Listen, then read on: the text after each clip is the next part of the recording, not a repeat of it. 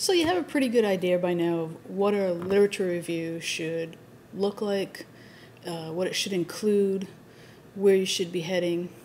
At this point, you should have completed all of your research and gathered appropriate articles that you think are going to help you along the way. You should have looked through them, maybe not read every single one of the articles that you found, but you should have a fairly good idea of what they include, what themes are emerging as you look through the various articles. Now, when you start to compose, you start to put this review together, some of the general topics that you should be including are what is the educational significance to the research that you're doing? Why are you including these types of topics for your literature review? What do they have to do with the project that you are about to take on? Why is it significant that this particular literature is helping to validate what you want to do? Another area might be the relevant literature. What's out there that's relevant to what you're doing in a timely manner, or maybe in a historical manner. Maybe it's something that needs to be built over time. Maybe it's right on the edge of what we're talking about. So the literature it might be weak. There might not be a lot out there for you. You should have approximately 10 to 25 articles that you will weave into your literature review. Think about your research questions. Okay, what were the questions back in the beginning when you was first starting to think about your action research? How is the literature that you're finding relating to these questions? Is the literature backing up what you're thinking about doing? Is it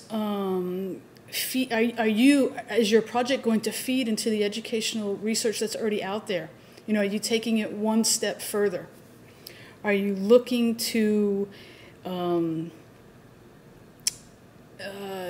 validate and solidify your project based on current research? Okay, those are some of the questions you should be asking yourself while you're formulating the text for your literature review. And of course, the finalized part to it will be the reflection to the literature. How is that literature supporting what you're doing? Now that you're going to become the expert in the field, how are you able to take the knowledge that you've gained from reading the literature and convince somebody or share somebody else in or outside of your field that what you're about to do is going to make a difference, maybe just for your classroom, maybe for a wider audience. But how is this literature supporting and validating your research? Those are some of the questions you need to be thinking about as you're starting to put together your literature review. The literature review can have subtopics as you go along. You can have an introduction and then discuss what you're going to talk about in the literature review, have a few subsections, and then conclude. Make sure that you're totally focused on your topic that is your action research and how the literature is supporting it. Once you have run a few drafts together and kind of, pretty good idea, the entire literature review is going to be web-based. We had you make a website earlier, an action research website. One of the pages to the website is titled Literature Review. This is where you will place your final format. Again, when you do this, because it's on the web, the formatting is a little bit different. You won't include paragraph indents. You'll double space between paragraphs. If you want to include hyperlinks, I strongly suggest you do link out to the actual research article. If it's not included in a database, like if it's web-based, or if it's a book, you could even link out to Amazon. As you're going through the process, be sure that every article that you're citing has proper citations. If it's a block quote where you're citing word for word, and it's over 40 words, you're using, you're indenting and, keeping it separate from the regular text. If it's a summarization or paraphrasing, you're either introducing the sentence with the author according to or stated by, and you repeat the author and the year, and then at the end, you include that reference or that citation in your reference section.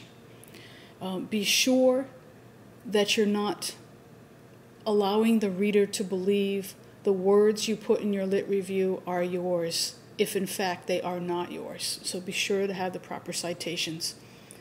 Once your literature review is written, the next section, spaced down a couple of spaces, you'll put in your resources, your references.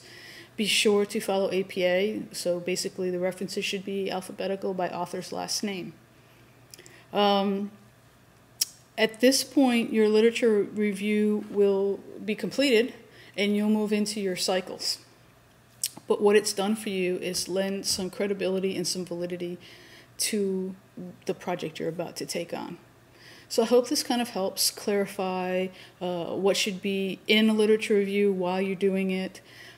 Feel free to contact Joe Bastios, Roxanne De Leon, Dr. Holly Ludgate, or myself if you have any other questions.